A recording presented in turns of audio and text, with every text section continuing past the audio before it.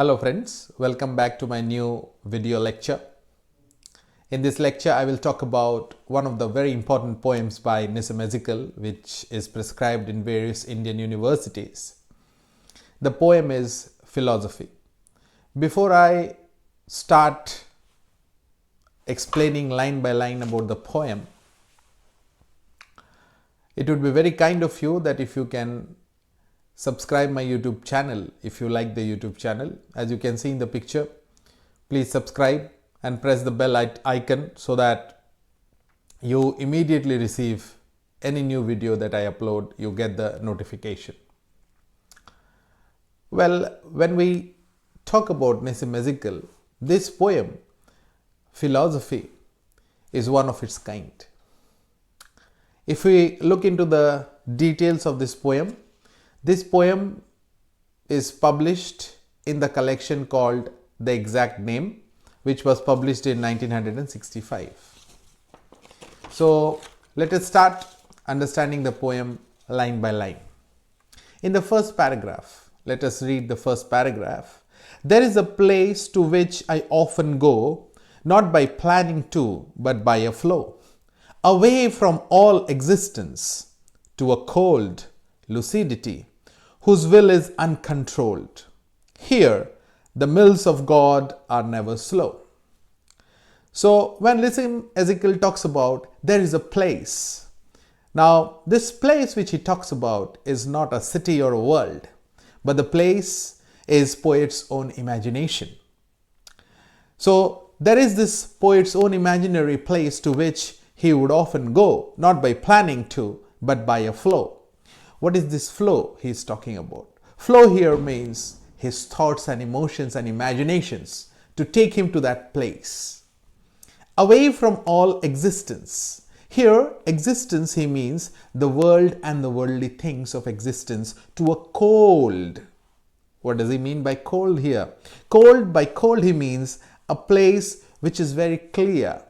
But as in literary sense, you see, cold means numbness, cold means lifelessness, cold means death, cold means without emotions and feelings.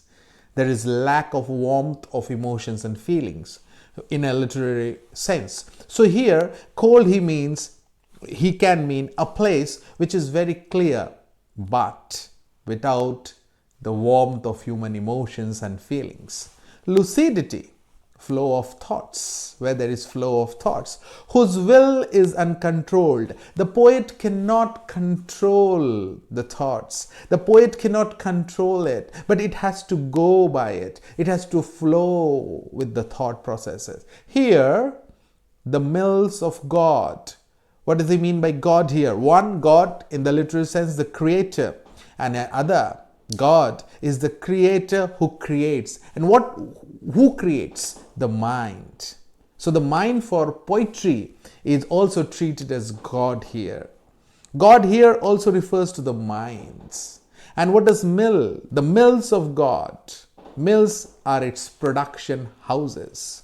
Thus, we can say that according to the poet, in this place where the poet is transposed, there is never slow of creation of ideas. There is always creation of ideas. The mind keeps on creating new ideas all the time. And these ideas can never be controlled or regulated by the poet. In the second paragraph, the poet further moves on and says, the landscape in its geological prime dissolves to show its quintessential slime. A million stars are blotted out.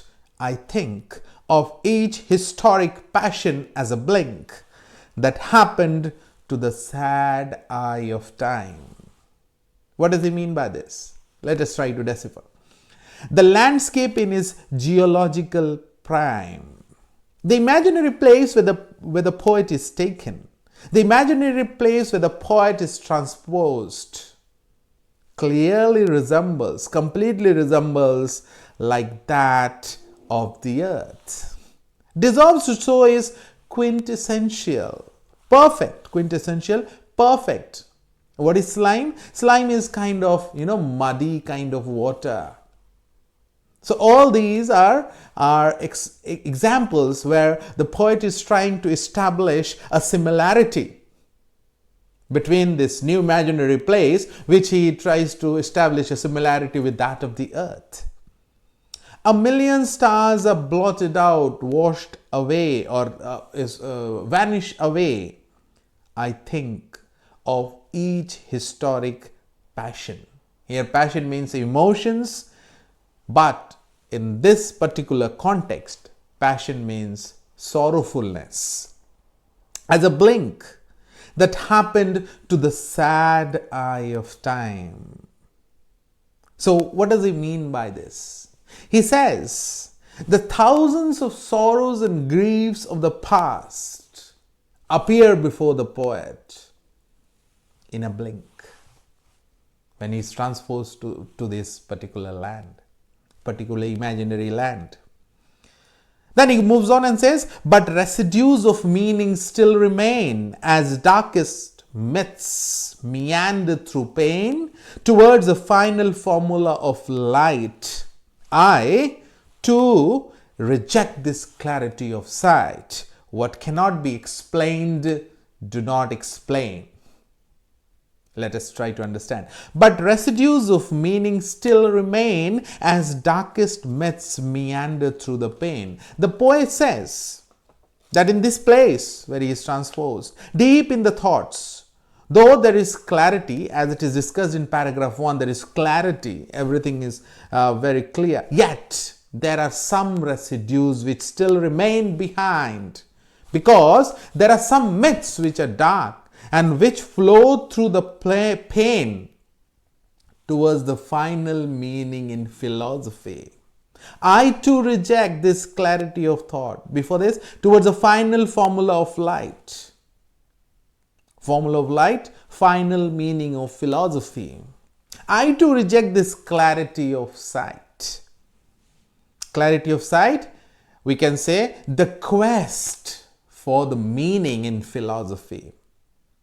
What cannot be explained, do not explain. What does he mean by it? Very important line. If meaning is not clear, we should not always keep looking into it. We should not always try to, rationally establish that kind of a meaning. Now, in the first 3 paragraphs, having discussed Nissim Ezekiel, having discussed philosophy and its limitations, he discusses now in the final paragraph the superiority, the poetry, first of all he discusses, and its superiority over philosophy. This is his final paragraph, where he says he discusses philosophy and its limitations, and at the same time he discusses the poetry and its superiority over philosophy.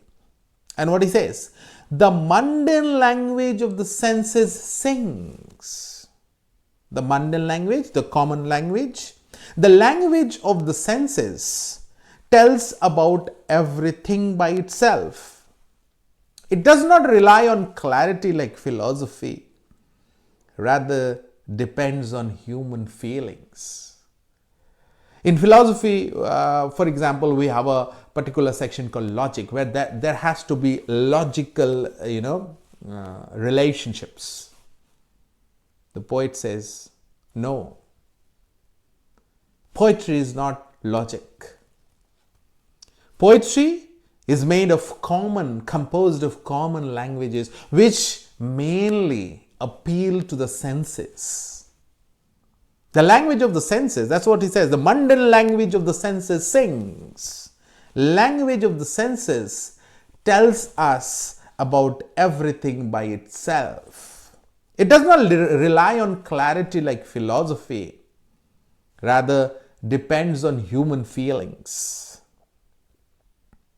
Its own interpretations, common things become by virtue of their commonness an argument against their darkness, an argument against their nakedness, that dies of cold to find the truth it belongs.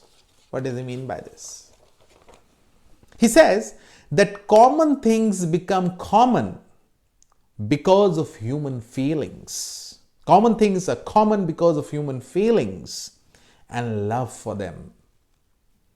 They become argument for themselves and would die if they try to find truth and meanings in themselves. That is how he is trying to establish the superiority of poetry over philosophy. He says that when they become argument for themselves, and they would die if they try to find the truth and meanings in themselves. That is how it is different from philosophy. That is how philosophy, which is based on logic, which is based on reasoning, which is based on systematic arrangements of processes, is different. And he says that common things become, by virtue of their commonness, an argument against their nakedness that dies of cold to find the truth it brings. So common things become common because of human feelings and emotions and love for them. They become argument for themselves and would die if they try to find the truth and meanings in themselves. So here in this particular poem, Philosophy, published by Nissim Ezekiel in his collection called The Exact Name, which was published in 1965. He is discussing about an imaginary place, about being transposed to that imaginary place and having no control on itself, and the similarity between that imaginary place and that of the earth. But he also remembers the thousands of griefs and sorrows when he is transposed to that imaginary place. And he says that deep in the thoughts there is clarity, like he says in stanza 1, there is clarity, but there are still some residues, still some myths which remain. And the fourth paragraph is particularly important because he is trying to establish, he discusses philosophy and its limitations, and then he discusses poetry and its superiority over philosophy. Dear friends, I hope I was able to explain this poem in a very simplest manner.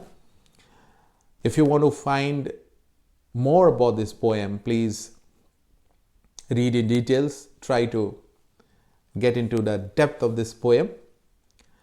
Yeah, and one more thing, Nissim Ezekiel as a poet, as a writer, I have already discussed in one of the videos. You should definitely watch that video before watching this video. And if you have already watched this video, doesn't matter, please go back to Nissim Ezekiel, an introduction video, where I have discussed in details about his various collections and also his various themes that he has projected through his various poems. I have discussed 5 important themes. I hope I was able to give you some clarity about this poem. Thank you very much for sparing your valuable time and watching my video. If you do like my video, it is my humble request, please subscribe to my YouTube channel and press the bell icon so that you can immediately receive any notification as soon as I upload new videos. Thank you very much for watching. May God bless you all. This is Dr. Shoykot Banerjee signing off. Have a good day. Thank you very much.